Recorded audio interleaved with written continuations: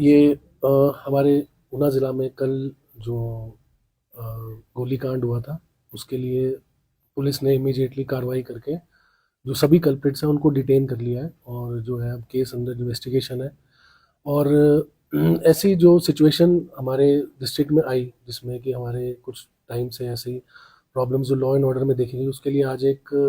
Review meeting बिठाई गई और इसमें काफ़ी इश्यूज़ हैं, उसकी डिटेल में चर्चा हुई है और काफ़ी डिसीजंस भी लिए गए हैं, काफ़ी स्ट्रॉन्ग डिसीजंस लिए गए हैं। अब सबसे पहले तो हमारे जो डिस्ट्रिक्ट में क्यूआरटी फॉर्म होगी, जो पूरे दिन रात जो है हमारे यहाँ पे रोड्स पे, हाईवेज पे, हर जगह पे चौकसी करेगी। इस क्यूआरटी में हमारे काफ़ी पुलिस ऑफिशियल्स होंगे और किसी भी तरह की कोई हुड़दंगबाजी, चाहे वो बॉर्डरिंग एरियाज से आए हुए लोग हों, चाहे इनसाइडर हो, वो नहीं चलेगी और इमीडिएटली उन पे एक्शन होगा। और किसी भी तरह का कोई भी हमारे जो ऐसे एलिमेंट्स हैं जो हमारे ऊना के पीस को ख़राब करेंगे, उनको डिटेन किया जाएगा और सख्त से सख्त कार्रवाई की जाएगी। इसके अलावा जो हमारे जो ठेके हैं आते हैं, उसमें किसी तरह का कुछ भी अगर इलीगल काम कुछ होगा, कुछ भी अगर हमें पाया गया, पुलिस की रेगुलर उस पर चेकिंग होगी और किसी भी व्यक्ति के पास किसी भी तरह का कुछ भी इलीगल मिलेगा, उसमें सख्त से सख्त कार्रवाई की जाएगी और किसी को भी बख्शा नहीं जाएगा। हमारे जो माइनिंग से रिलेटेड मैटर्स हैं, उसमें हमने ये डिसाइड किया है कि जितने भी रूट्स हैं उन सब पे हमारी चेक पोस्ट लगेगी और रेगुलर पुलिसिंग होगी और माइनिंग के साथ एक्साइज के भी जो टीम है इन पे एक्टिव होगी और किसी भी तरह का कोई भी इलीगल माइनिंग की एक्टिविटी को अब बर्दाश्त नहीं किया जाएगा और इंश्योर किया जाएगा कि कोई जो व्यक्ति इस जो पंजाब से भी आए, चाहे बॉर्डरिंग एरिया से आए और हमारे जो ऊना में जो एनवायरनमेंट है उसको ख़राब करेंगे, तो उनको अब नहीं बख्शा जाएगा। इसके अलावा हमने जो सीसीटीवीज हैं और हाइट बैरियर्स हैं,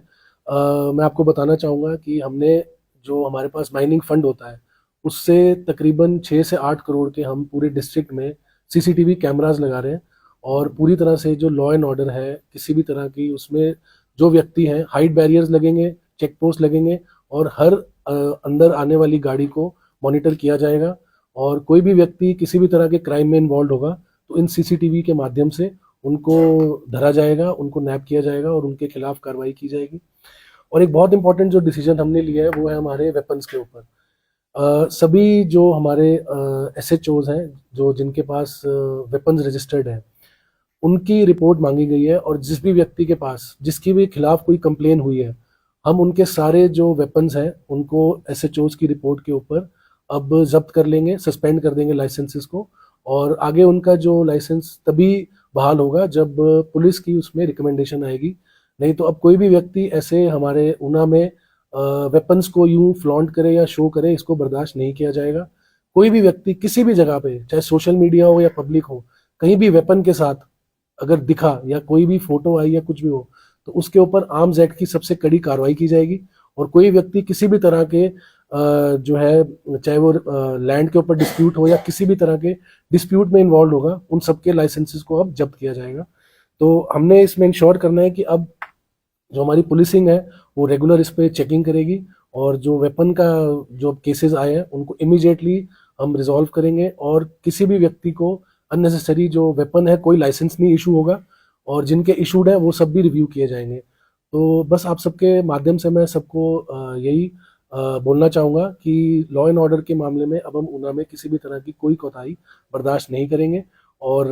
जो भी ये सिचुएशन है उसको, जैसे कल वाला केस है, पुलिस ने इसको बहुत ही मुस्तैदी से सॉल्व किया है। जो बाकी जो इश्यूज हैं आगे ऐसा ना हो, उसके लिए हम पूरी तरह से तैयार हैं और लॉ एंड ऑर्डर की सिचुएशन को ऊना में अब हम बहुत ही स्ट्रांगली मॉनिटर करेंगे और कोई भी किसी भी तरह का जो है डेलिक्वेंस इसमें बर्दाश्त नहीं किया जाएगा। Thank you.